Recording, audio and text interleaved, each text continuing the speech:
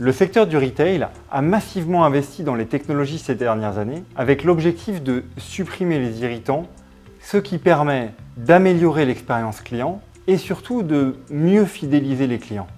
Sébastien, parle-nous un petit peu de comment les retailers utilisent nos technologies. Les retailers ont investi massivement dans la digitalisation de leur business, mais le revers de la médaille de ces investissements massifs est que non seulement les systèmes d'information ont gagné en complexité, mais également la surface d'attaque s'est considérablement élargie. Or, il faut savoir que plus de données, mécaniquement, c'est également plus de possibilités donc, de vol, de piratage ou d'actes malveillants. Aujourd'hui, dans le monde, toutes les 11 secondes, une attaque survient. Et la résultante de tout ça, c'est que 59% des consommateurs ne font plus confiance à un fournisseur qui a subi une attaque. Et l'enjeu, il est majeur. Et l'autre réalité, c'est qu'il faut 300 jours. Tu le savais, ça, 300 jours pour redémarrer suite à une attaque, pour complètement repartir en confiance. La réalité d'aujourd'hui, c'est qu'il faut des réponses extrêmement précises pour rassurer les clients et surtout ne pas altérer l'expérience qu'on a créée avec toute cette technologie. Effectivement, heureusement, des solutions existent. Pour pouvoir être efficace, une politique donc, de prévention doit être vue de bout en bout, de la détection à la reprise d'activité, comme tu le disais, le cas échéant. Pour ce faire, il faut pouvoir avoir une infrastructure qui soit adaptée, donc protégée avec cette infrastructure. Derrière, surtout, pouvoir détecter les actes malveillants, notamment grâce à l'IA, parce qu'aujourd'hui, avec l'explosion de ces volumes de données, en fait, la détection humaine ne suffit plus. Il faut pouvoir analyser les données en temps réel pour pouvoir identifier les comportements qui sont anormaux.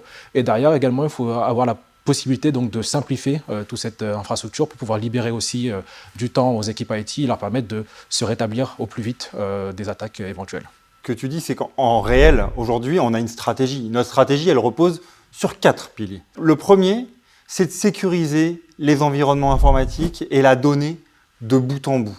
Qu'elle soit sur mobile, qu'elle soit en ligne, qu'on soit dans le magasin, qu'on soit sur son site internet préféré, en fait, cette donnée, elle doit être sécurisée tout le temps. 34% des attaques qui sont perpétrées aujourd'hui, elles sont faites par des gens qui appartiennent à l'entreprise. T'imagines, toi, tu es dans le magasin, la personne, elle part avec sa clé USB, avec toutes les infos des cartes de fidélité, et ensuite, elle va utiliser les cagnottes. C'est une réalité, c'est possible aujourd'hui de faire ça. 2, il faut minimiser la transmission de données. Les données, justement, elles ne peuvent pas aller sur une clé USB. Est-ce qu'on doit vraiment envoyer toutes les données dans le data center? Moi, je ne crois pas. Je pense que là-bas, c'est là où il faut faire de l'analytics à long terme.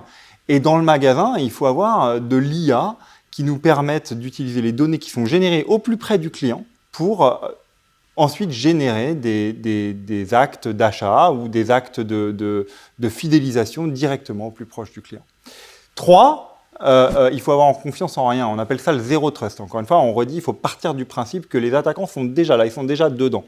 Et donc, nous, on a une politique qui permet d'accompagner ça, une stratégie pour accompagner nos clients. Et 4, il faut s'entourer.